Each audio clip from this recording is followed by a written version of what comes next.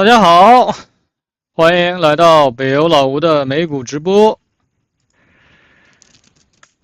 那么也非常抱歉，我这个直播停了能有3周时间。那么现在又可以跟大家直播了。那么感谢大家能够欢迎秦朋友已经来到直播间了。哈哈，没有的，我觉得秦朋友你现在已经对这个缠论也接触了挺有一段时间了，应该理论上起码知道这个，但是有的时候啊，就是这个理论呢，尤其在对做交易，你知道和能够自己做对，其实有的时候还有一点点的那个距离。就如果说你觉得很难熬的话，那么就是可能首先理论一定要很熟练。欢迎你，苏珊，你好，你们已经开始那个提问了。我们简单说一下，就是说我这个频道啊，我先说一下什么呢？就是如果我有什么就是特殊的事儿，然后需要跟大家交流的时候，因为我自己是没有微信群的，也没有什么 Telegram 这些东西，我都会利用这个，在我的频道里面，你点这个这个帖子，对吧？如果说有直播的话，如果说正常直播的话，礼拜一、礼拜五，因为现在时间改到每周一周五了，所以如果说正常直播的话，那么你可以看一下这个帖子下面有没有临时通知。如果说有临时通知的话，我会在这里告诉大家，如果说有事情需要取消，所以说这个是我唯一的跟大家能够，还有就是可以在频道里面留言也可以，然后就是这个在这个帖子下面，所以说在这里做一下这个提醒。如果说任何事情的话，我都会提前通知。还有就是今天出了一个非常重要的数据，就是这个市场酒后的这个 CPI 数据，因为美国政府现在关门，这个数据一直没有什么非农数据啊 CPI 数据都没有出来，久等了一个重要的数据，因为下周美联储就要那个利率决议了，所以说。这个数据其实给了他们借口了，因为这个明显这个 CPI 都有降低，尤其比预期的是低的，所以说下周降25个基点基本上没跑了。现在市场又开始预期12月份有可能也要降个25个基点，所以说因为这个这个非常重要的 CPI 数据今天出来了，这也是为什么现在股市是一个高开或者说又出现新高的原因。好的，简单说一下宏观面，我们现在回到这个。股票上赶紧先说一下大盘。那么今天大盘又是一个高开高走，目前最重要的一个变化就是周线上这个顶分型没有了，因为在周线上我们在做这个周末的会员那个分享的时候说过，周线上有顶分型的，但是今天这个高开立刻把这个顶分型给打掉了，所以说周线上又没有顶分型了。那么现在月线上没有顶分型，周线上没有顶分型。日线上也没有顶分型，又是一个跳空高开。但是现在要注意的就是，因为这个中枢日线上这是进入段，这是离开段，现在所有都在离开段。那我们之前也比较过进入段跟离开段的一个力度，再重新比较一下，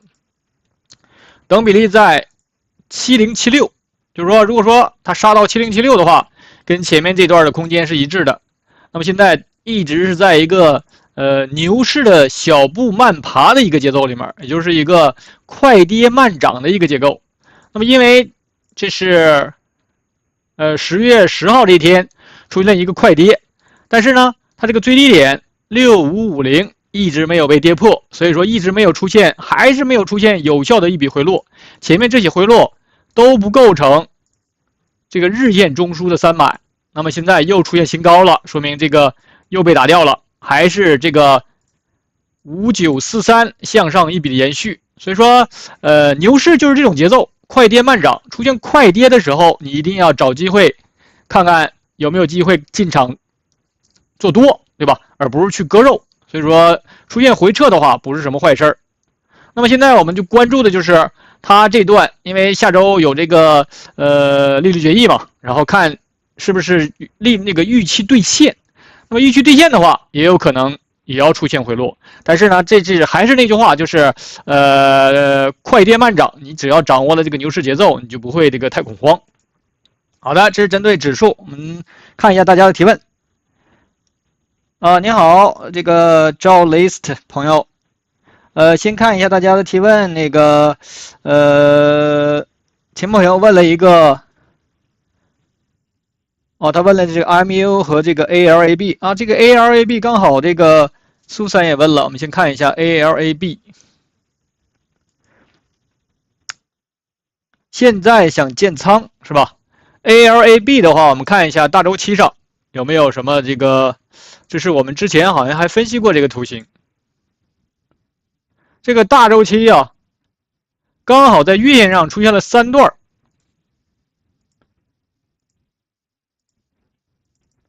月线上出现了一个3段的一个，那么基本面的话，大家可以自己查一下。那么这个第3段明显是比第1段，就是这个1、2、3段，这个3明显是空间大的，对吧？那么现在关注的重点就是这个3有没有结束，从47.18开始的这第3段，现在月线上出现顶分型了，但是我们要看这个顶分型是不是只是一个中继的，对吧？这就是拿到任何一张图形，我们都这么观察。看一下次级别，我们可以把这个断线拿到这里来，我们就看它右侧的，看一下周线上。那么周线上这里，一直没有过大的回撤，现在这里出现了一次大的回撤。然后你也可以先测一下它这个回撤的力度，哎，今天或者本周刚好是踩到了0.5的位置，那么回撤也够一笔了。我们现在关注就是回撤一笔的内度，对不对？有没有背驰啊？那个构不构成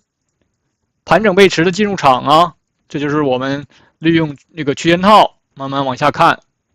把这个图形给它稍微的，其他的我们可以清一下。那么我们关注的重点就是日线上这262.9回撤之后，那么它这个反弹的话，这笔反弹这里只有4根 K 线，对吧？如果说你要画到这里的话，就是用的递归，或者说画到这里也可以这样画。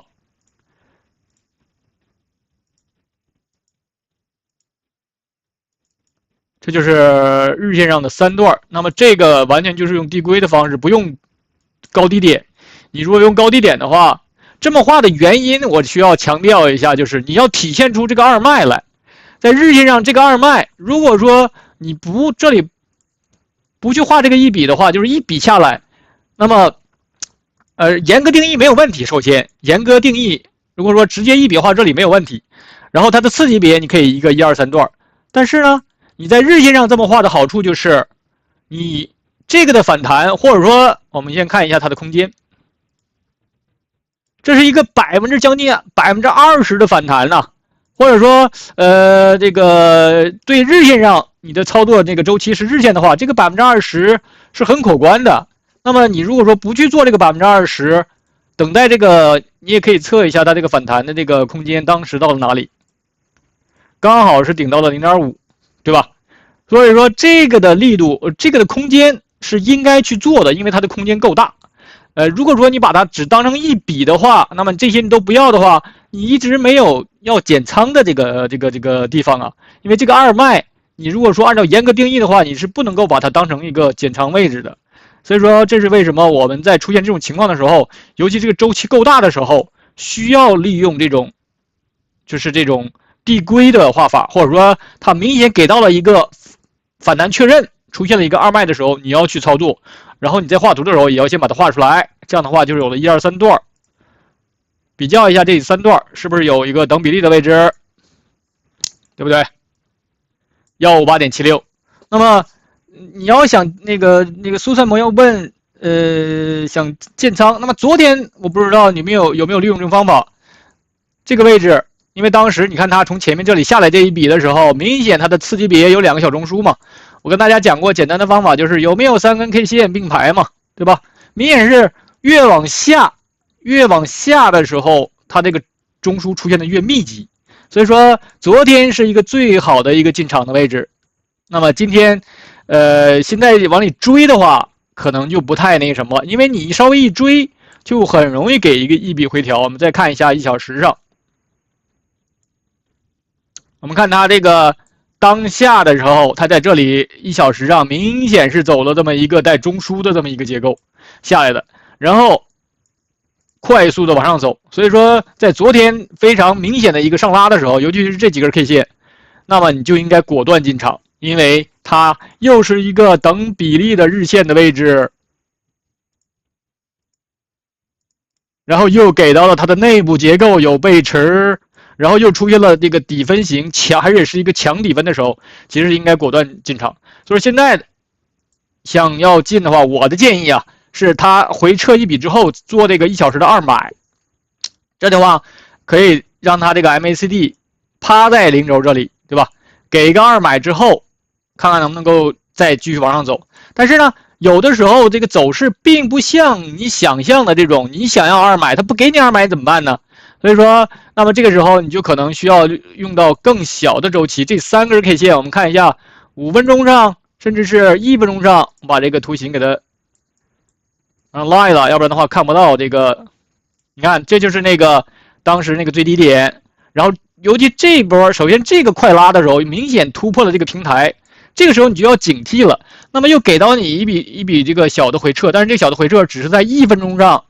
现在看的周期是5分钟，这里只有在1分钟上才有买点，也就是155附近，其实是一个最佳的进场的位置。它一个快速往上走的时候，你就应该往里冲进去，因为首先这第一笔突破了前面这个小平台，是一个强势突破，然后一个弱势回撤，那么这都是那个基本上就是实际交易中的一些经验。那么现在的话，它又是一笔上来，我们看一下这个5分钟上，5分钟上的话，这里有过一些回撤，这里这个回撤是够一笔的，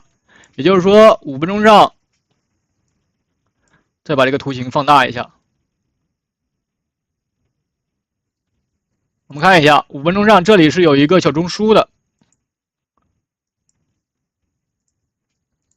那么你如果说想进的话，现在它在这里又做了一个1分钟的平台，因为这个现在周期其实5分钟，这一笔基本上还没结束。那么如果是这个片的话，如果想进，你只能用1分钟进，因为现在这个1分钟上是有这么一个平台。我们再到1分钟上看一下，对吧？做了一个这么长的一个周期。但是这个周期太小了，它完全是可以，这里有一个平台之后再上去往上走，然后再做一个小平台，然后来结束整个的这个一笔的一个上涨。也就是说，所有的这些在日线上，在这个5分钟上可能只是一笔，但是在1分钟上的话，它完全可以走出2个小平台之后再结束。所以说啊，主要还是看你的一个交易的一个周期。如果说换我的话，可能不会去追它。那么我可能会等待，比如说它这个甚至在踩回到5分钟上这个平台的时候，我再宁可做这个结构买点，而不是去追它，因为这个你这个1分钟如果说来不及反应的话，它这个很快就杀进来了。那么你在这个1分钟平台进的，很有可能没有来得及出，然后它又回来了，那么又回到5分钟这个小平台了。所以说这个级别相对都比较小。然后我们再回到1小时上看一下。那么如果说针对1小时的话，你简单的话就可以用这个黄金分割测一下，对吧？那么利用这种简单的这种等一下稍微大一点的回档的时候再往里进。那么我刚才说那个1分钟、5分钟只适合比较于这个能盯盘的、能够做日内的一些人。那么更大的我建议是能够做1小时或30分钟的一个交易，比如说这种大的回档之后再进。那么如果说你是想那个建仓，或者说你是想这个长拿这个票，或者看好它的话，那你在1分钟上也可以先进一点嘛，对吧？他在做这个震荡操作的时候，你先进一点，然后这个但是尽量不要买在这个中枢的上沿的位置。即使用1分钟交易的时候，你也尽量不要买在这个上沿的位置，你买在下沿的位置，即使它继续往下走的话，你可以再补嘛，对吧？所以说这就是说，你如果说想长期持有的话，那么短期先进的时候也尽量买在，就是这禅师其实说的，即使是想追涨的话，也是有规律可循的呀，对吧？因为在1分钟这种小周期上，它也是有这个结构的，所以你即使想追的话，也不要追在，虽然说它这个震荡的区间大概1%点多，虽然并不大，但是能省一点是一点嘛。所以说这就是需要注意一点。不要觉得看好它就任何位置都想进。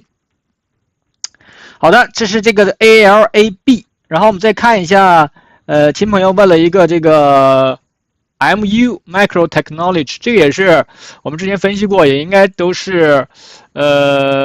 跟芯片呢、跟 AI 相关的，走的非常非常强势。这个股票，我们看一下，这里是出现过一个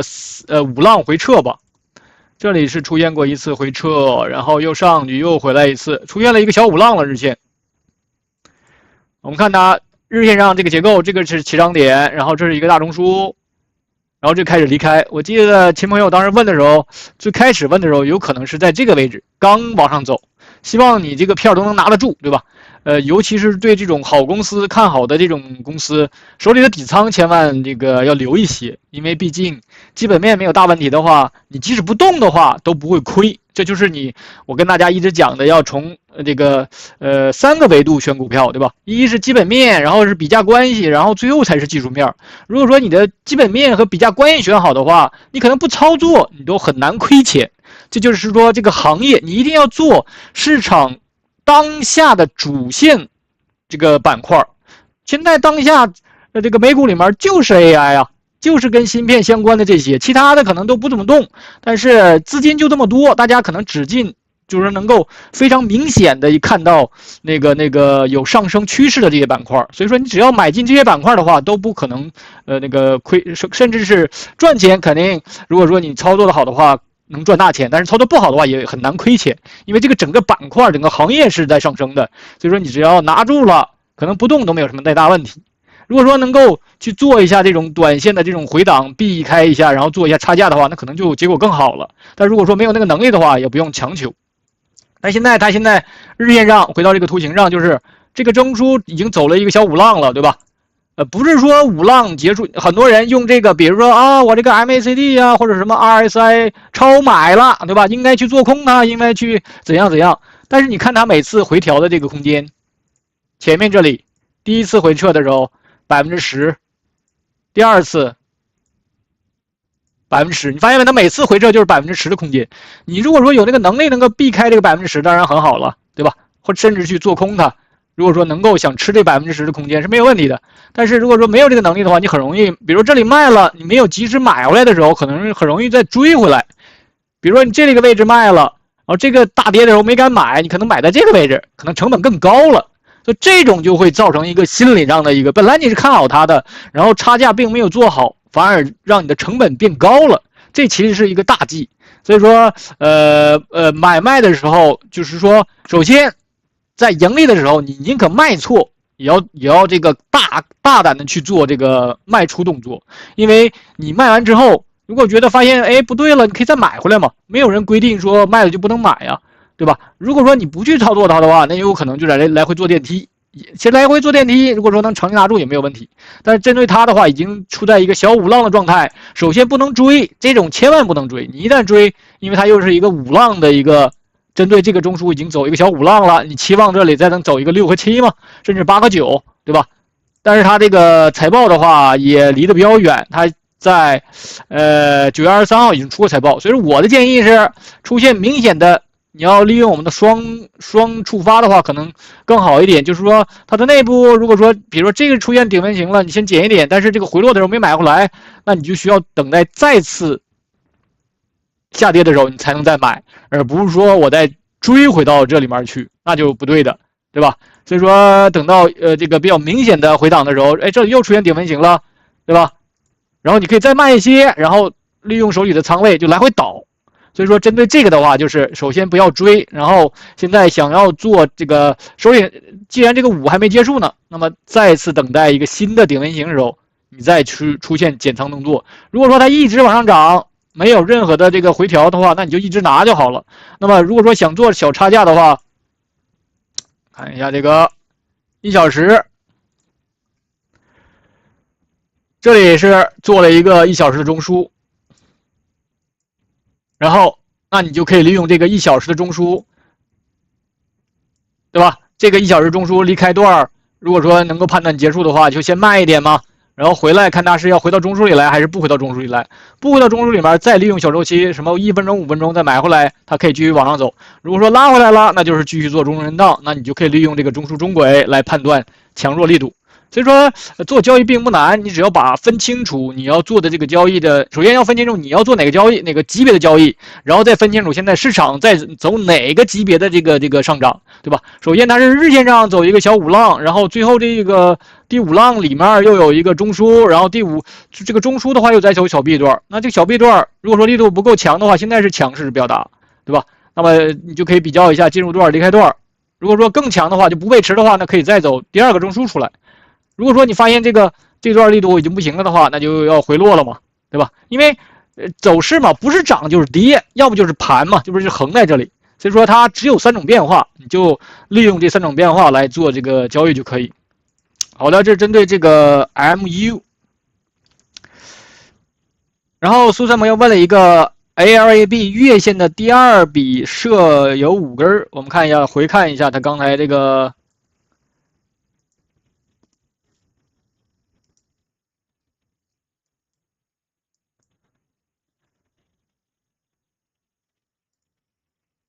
你说的第2笔是这个吧？这是有5根的呀，这是有5根 K 线的呀。这里1、2、3、4、5，这个月线第2笔是有5根的。然后上升的话，1、2、3、4、5，它都这个月线上完美的满足了这个所有的定义，就是说上这一笔满足，下也满足，这个所有的这3笔都满足这个缠论比的定义的。我不知道你说的，是不是这个高低点？我们看一下，比较一下吧。这是173.76，哦，这个没有关系。你是说这个对吧？这两个，一个147.39，一个147.36，这个是，相当于这个把它包含了，对吧？但是我刚才按照我们刚才说那个二卖和这个二买。尤其在大周期上，这个是毛刺可以不管它的，尤其是这么明显的一个，就是月线上给一个2买的这种情况，所以针对这种情况，你可以把它当成一个毛刺。所以说，这是典型的一种3浪或3笔的一个结构。所以说，最主要就是看什么时候要需要这样做的原因，就是它是不是有一个非常明显的一个回落，就是这里针对这个1买是不是有一个明显的，你可以利用这个黄金分割。就是说，如果这个黄金分割跌破了0.018，你就需要把它当成一笔。如果它这个回落，打个比方，它这个回落是这样的，到了0.5的位置，然后是出现了一个包含关系的，你可以不把它当成一个回落，就是一笔到这里也可以。你可以利用这个黄金分割来先判断一下这个回落的力度是有多强。如果说是跌破0.018这种强回落的话，一定要把它当成一个2买来处理，因为这是市场的一个表达，明显的是一个回撤嘛，对吧？就是因为我们不完全是要做理论研究的，我们的目的是做交易呀，对吧？你做理论的话啊，这里肯定是一个包含关系，那这个回落是不够的呀。但是在实际交易之中，你如果说不把这个当成2买，不按2买做交易的话，你是买不进去的，对吧？所以说，实际交易跟理论，它有的时候。如果说我这个2买针对我自己个人的交易的话，我能够控制它，对吧？我是有盈利的，我就可以做。一定要注意这个理论和实际操作的时候，它有的时候不是说理论啊，我这个不能够当成一个2买回落，因为它有包含了，不要一根筋，不要僵化，一定不要僵化。你这样的话，就是就是说找到可能是想找到一个比较固定的一个模式，或者说固定的一个公式。其实，在市场里面不需要，因为这个差这么一点是没有关系的，尤其是在这种大周期上。好的，还有5分钟时间，大家可以继续提问，然后我们可以在等待大家提问的时候，简单的说一下什么呢？可以看一下 AMD 吧，因为这个 AMD 最近确实走的比较猛。今天 AMD 最近表达是比英伟达强的。那么 AMD 的话，在这个大周期上，它是没有对这个中枢，现在看的周期是月线，是针对这个中枢的话，还没有出现回落，还没有出现回撤，也就是说这个离开现在不能说它结束。针对月线这个中枢的话，还是走离开段。那么周线上，月线上1笔，周线上是3笔。那么这三段等比例在哪儿？259，今天最高点是253.08，还没到这个259。那么周线上现在也不能说它结束，因为这个连顶分型都没有，对吧？看一下日线，那么日线上从这个起涨点149还是一笔，这里是出现过一些回落，但是都不够一笔呀，都是小周期的。我们看一下更小周期1小时上，这个图形现在是已经稍微有点复杂了，我们把它给它清一下。那么在1小时上，它走了出来了一个很有意思的结构，就是下面这个周期是9段升级的1小时上，然后呢在这里做了2个小中枢，然后上去这2个小中枢高低点接触，又是一个升级中枢，相当于什么呢？相当于这2个中枢的级别相等了。也就是说，在1小时上它有2个，下面是9段升级的一个扩展中枢，然后在后面做了一个2个小中枢，出现了扩张的一个中枢。那么这样的话，它现在已经有了2个，就是这个结构是饱满的。现在这段的内部的结构是饱满的，所以说它现在完全是可以结束在这个位置，直接掉头向下是没有问题的。那么你现在关注重点就是最后这个中枢，以最后这个中枢为你的防守位，对吧？我们是有这个中枢上沿、中枢下沿，还有中轨。你想要往下走，你都要把这些位置跌破才可以。如果说我拉回来了，又不能够有效或者有力度的跌破我的中轨、我的下沿的话，那我可能也就在这里继续震。它完全可以把这个中枢再震出9段来，也可以。那么中间这个小中枢就变成了一个连接了，就变成了前面这个中枢和这个新的9段扩展之后的中枢的一个连接，可以继续往上走。对吧？所以说你现在那个，如果说你在操作 AMD 的话，那么最后这个中枢1小时的中枢就是你来观察的一个这个主要的观察点。那么是在中枢上面的话，我看它这一笔是不是有背驰了？怎么观察有没有背驰呢？力度有没有衰竭呢？就需要降低周期了。30分钟是一笔上去，15分钟也是现在有一笔回落，但是这里我还有一个结构呢，我用5分钟看的话更清楚。5分钟，这里做了一个中枢，然后现在5分钟第2个中枢还没有出来，因为这里是有过一次回落，但是这个回落反弹又不够一笔，所以说现在针对这个回落的话，反而是下面这个5分钟的3买。那么等待它结束之后，我还可以买，因为它还可以再做一个高点，这就是在做日内的时候，你需要去做这种小的一个回档。那么也可以用这个黄金分割，对吧？离0.382还很远呢，所以说这个回落是非常非常浅的。如果说你能够盯盘，能够做这种非常小周期的话，那这种是完全是可以去进场操作它的。所以说连5分钟上我都不能说这段上涨结束，那么怎么可能结束它的更大周期呢？因为走势是生长的，就是说小周期你都发现它没有结束，那么大周期就更不可能结束了，这一点一定要注意。我们再说一个周期，这个是不是结束了？上涨是不是结束了？其实最简单的办法就是看1分钟。我这里跟大家讲这点也非常非常重要，我再重复一下，就是说我现在怎么看这个股票有没有结束，或者说是不是这个上涨也是结束呢？就是去观察它的1分钟，因为1分钟这已经很低的周期了。当然了，有一些这个交易软件上，或者说像 TradingView 上也能看什么1秒钟了、10秒钟、5秒钟的，但是没有太大必要了，1分钟已经够了。在1分钟上，如果说都没有出现这种快速往下杀的这种情况，那么这个上涨是不能够结束的。所以说你在任何一只股票，你先观察它1分钟，也就是最低周期。如果说最低周期上都没有出现一种快速往下走或者往上走的情况，那么它想出现变化是很难的，一定要注意这一点。这是一个非常非常有用的一个窍门也好，或者一个方法也好。任何的变化都要从1分钟级别上或者1分钟的图形上出现变化。你发现1分钟图形上我都是在做一个中枢震荡的话，那不可能出现这个掉头的迹象啊，对吧？连1分钟上都没有出现变化，那么它的其他周期上也不可能出现变化。所以说这就是一个生长的一个概念，因为图形都是生长出来的。想要从小周期生长到大周期，或者说从小跌生长出来这个大的回撤的后，那么小图形上、小周期的图形上一定要出现这种回档，就是说出现强弱的这种变化才可以。如果说连小周期上都没有出现强弱的变化，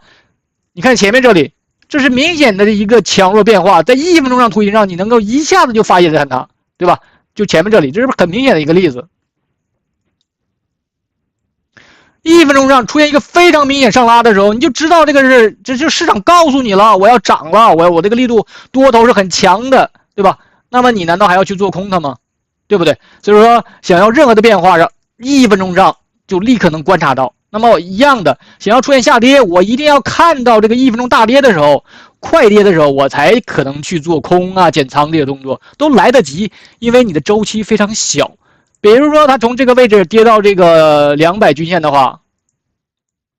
也就1.5%嘛，你已经赚了30%了，我让出一个1.5%的空间，怎么了呢？对吧？即使跌到这个位置，我可能赚29%，赚28%，对吧？因为我要看到这个变化，我才能够确认它有可能要变盘了。一定要注意这一点。今天我讲的这个其实是非常非常重要的。好的，那么的话，因为时间的关系，我们只能讲到这里了。感谢大家的参与，我们下次再见。